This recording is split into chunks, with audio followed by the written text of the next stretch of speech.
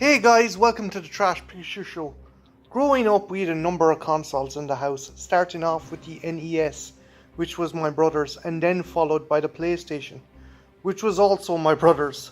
Suffice to say, all the games were his as well, except for one.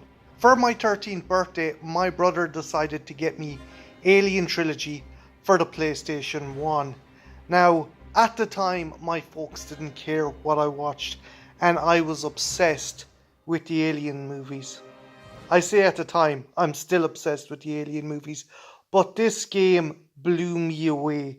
It was a first-person shooter released by Acclaim in 1996. The game's storyline condensed the first three Alien movies into one plot, which was a bit bizarre because you had the prison colony from Fiorina on LV-426, and you had Ellen Ripley exploring the derelict ship from the first Alien movie.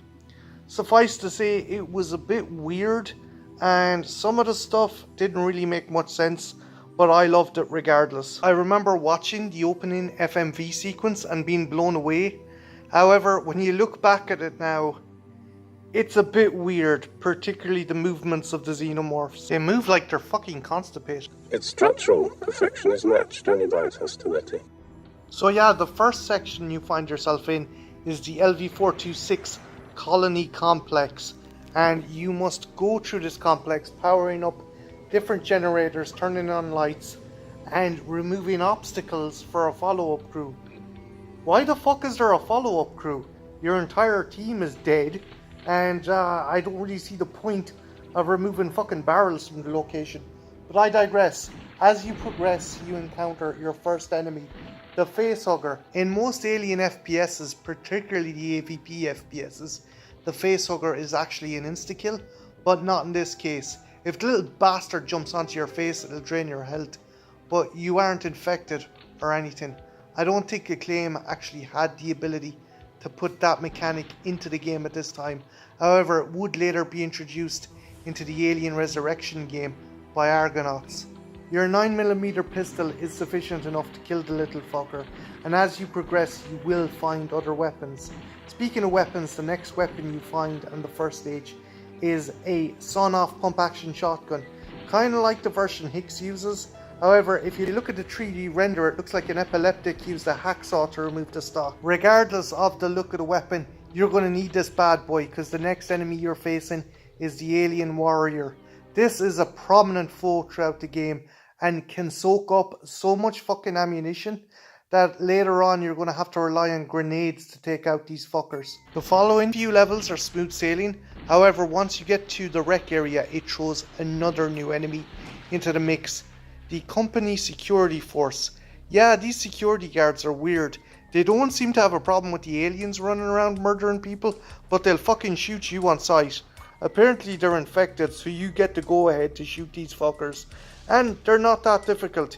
You bring them down, you get a pistol clip for your troubles, and maybe some other little goodies.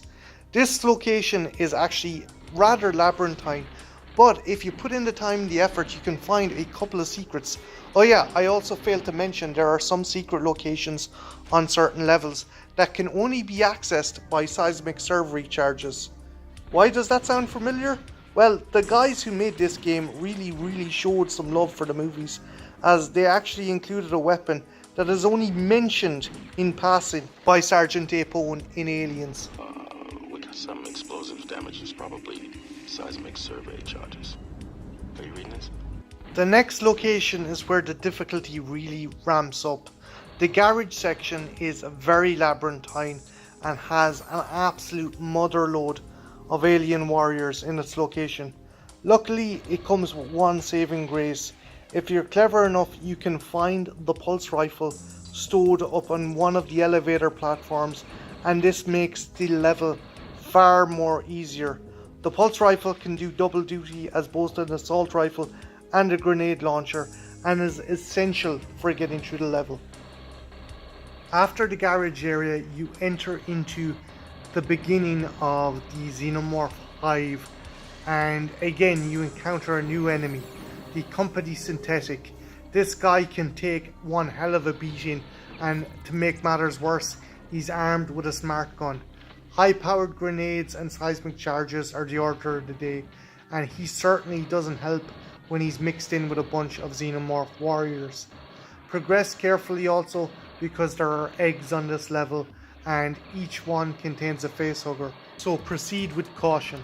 After progressing through multiple hive levels, you finally encounter the Queen, and despite being the big boss of the game, she's actually not that difficult. If you can get her into the right corner and stun lock her, she's actually rather easy to dispatch. After killing the prehistoric bitch, you find yourself in a new location, the Furina Prison Colony Complex. Why the fuck is it on LV426? Who knows, but you're there and you have to kill a new strain of xenomorph, the dog strain.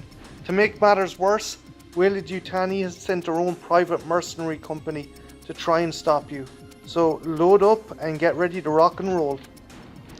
Being a simp for Alien 3, I absolutely adore this section. I love the fact the first bunch of dog strain xenomorph you fight are actually the Bambi bursters. I like the fact that the soldiers who you're fighting also have shaven heads, making me wonder, was it originally prisoners you were supposed to fight in this level? Obviously there's some deviations with the fact that there's multiple xenomorphs and weapons in this location, but it's still pretty cool. Fuck it, you can even find the crashed EEV from the Sulaco in this level. Did I forget to mention I'm a simp for Alien 3? The majority of the levels in this prison section are actually pretty awesome, bar one, the meeting tower. This frustrated the ever-living shit out of me. It actually made me stop playing the game for a while. You see, at the end of each level, there's a ranking system, and if you don't achieve all your targets, you have to go back and start the level again. And the meeting tower level was the one that pissed me off and made me have to replay the level over and over. I swear to God, the meeting tower level is so frustrating, and to compound upon its annoyance is you use up valuable ammunition which you'll need later on in the game to fight a stronger variant of the adult dog alien. Once you defeat the cursed meeting tower level, it's fairly okay from then on in. You're actually in some very interesting levels that are part of the lead works in the prison. You also encounter another new foe, the Alien Handler. This is essentially the Weyland-Yutani commando you see at the end of Alien 3.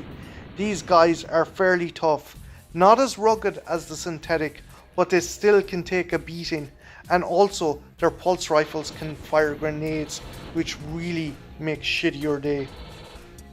The second to last level in the prison section is actually what I consider to be more difficult than the Queen battle. It's essentially the same kind of corridor maze featured at the end of Alien 3, but instead of one dog alien, you're fighting multiple with a very, very high health bar. So before you even attempt this level, make sure you find a smart gun hidden on one of the prior levels. As well as being adequately armed up, it's imperative you use the auto mapper.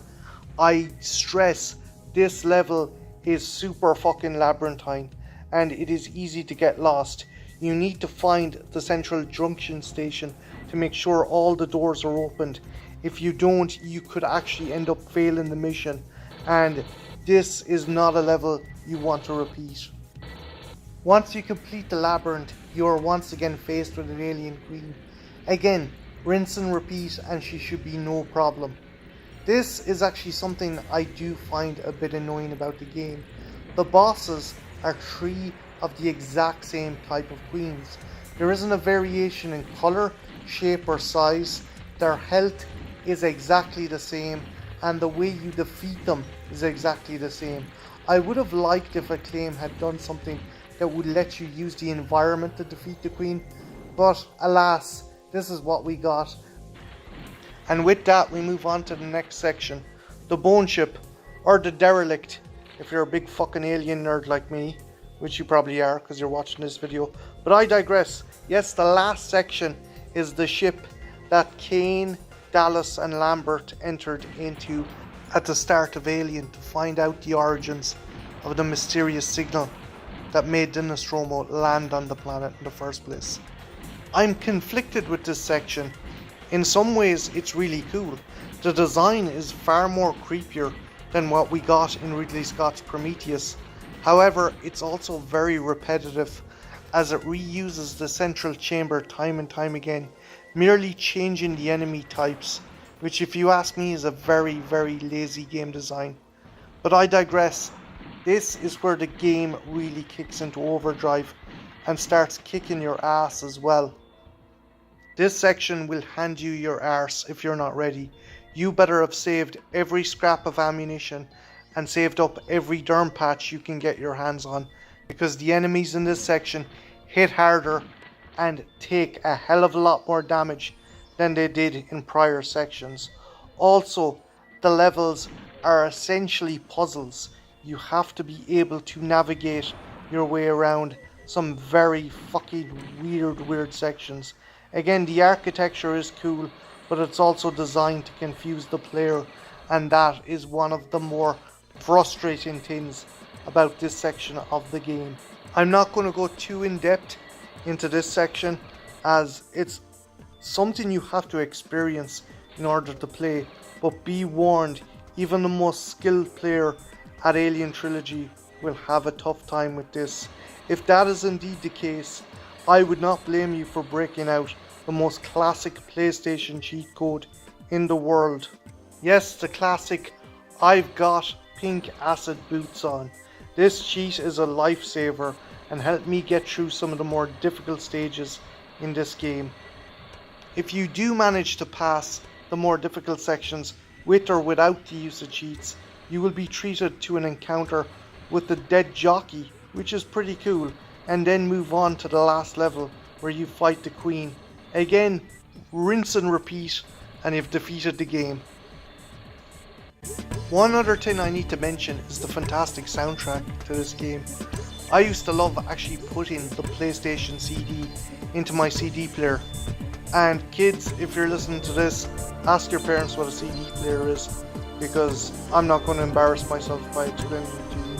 But yeah, this had an absolute banning soundtrack, and it was incredibly atmospheric, adding to the more eerie and creepy tone of the game.